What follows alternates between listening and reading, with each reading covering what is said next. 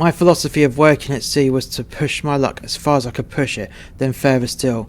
I was officially put in the unofficial watch list. I had pushed my luck to the point that I was on the radar of the hotel manager, the commercial manager, the night manager, and the security manager. They all had their reasons. The hotel manager was the first Indian hotel manager in the fleet, and he had it in for me because every girl he was trying to get into bed always mugged him off to come to one of my cabin parties. The commercial manager had it in for me because of his high turnaround of crew, the casualties of my cabin parties, where they had left the party and somehow managed to get themselves breathalyzed. The night manager had it in for me due to the vast amount of parties I had in recent succession.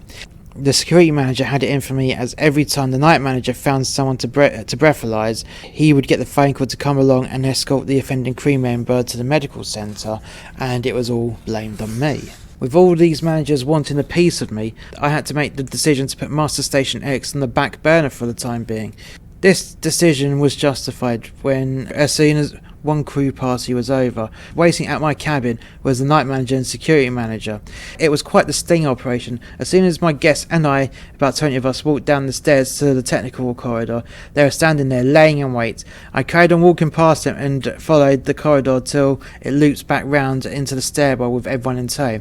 They all went back to the crew bar and I went back to my cabin to pick up some supplies. The team managers were still there. As I went to open my cabin door, I offered the team managers a drink, but they refused. I closed the door and they were still there. I was observing them through my spy hole. They were just standing there and talking for what seemed to be a lifetime. I suspected they were going to follow me to the location of the party or just wait for the party to come back to mine. I decided to make them wait there and I went to bed. The following day, after the crew bar had closed, a few of us went to go to my cabin, and yet again there was an ambush of the night manager and the security manager. I was getting really pissed off with this. Now I knew I was a completely marked man, and I just knew that I had to lay low for a while till he was off. We all went back to the crew bar and I went to the smoking room.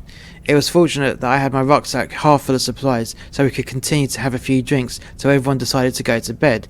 A few days later was the next crew party, and I just knew that there was no point in going back to my cabin for afters, though I just waited to see if someone would throw their hat into the ring and go to that party. Throughout the party, I was asked if there would be afters at mine, but I had to keep telling each inquirer that my cabin is too hot, and there would be another ambush lying in wait.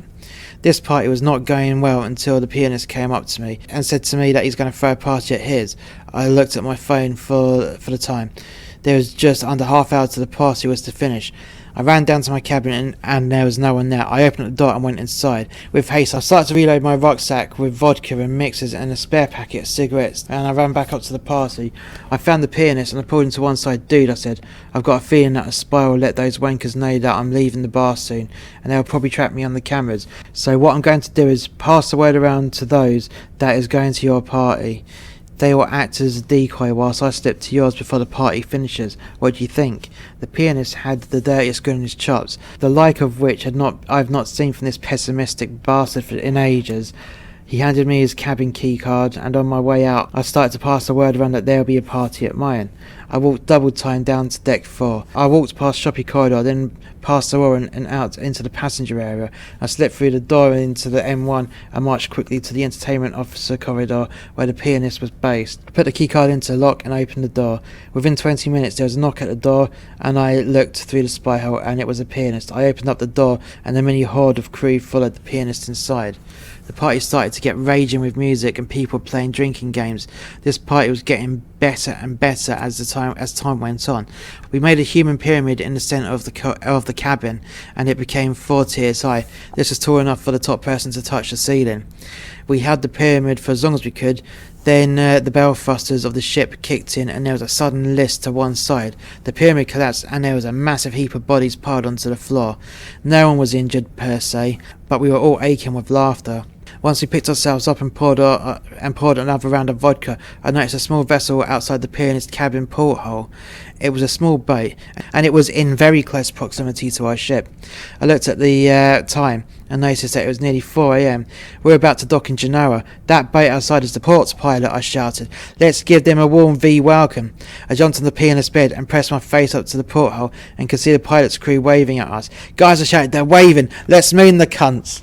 At that point, I dropped my trousers and pants, then pressed my arse cheeks against the glass of the porthole. The pianist went up to his second porthole and did the same.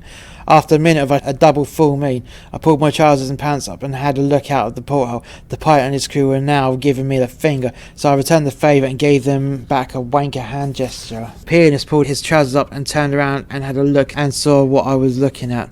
The pilot's crew all giving the two of us hand gestures, insults, as we began to shout the likes of "fuck you, wop cunts," "dick cheese," and the list would go on and on and on. And at one point, even the pianist got his dick out and started to wave that in front of the pilot and his crew. Everyone that was left in the party came over to the portholes, and we collectively all began to give hand gestures and pull stupid faces with a barrage of laughter and shouting insults at the Genoa pilot crew. Bang, bang, bang. There was a thumping on the pianist's cabin door. The pianist looked at me and I looked at the pianist. Everyone went silent. Bang, bang, bang. The thumping on the door continued, and the pianist went over to the door, and without checking who it was through the peephole, the door swung open. It was the youth director. She looked really pissed off and had that "I've not been able to sleep because of you cunts" look about her. "I'm trying to sleep," she screeched at the top of her lungs. "This party's over or I will call a night manager." She had a look around the cabin and then she cast a gaze on me. "I should have known you had something to do with this, Collis," she said as she left the room. I began to laugh, and I knew she heard me as she was walking back to her cabin next door.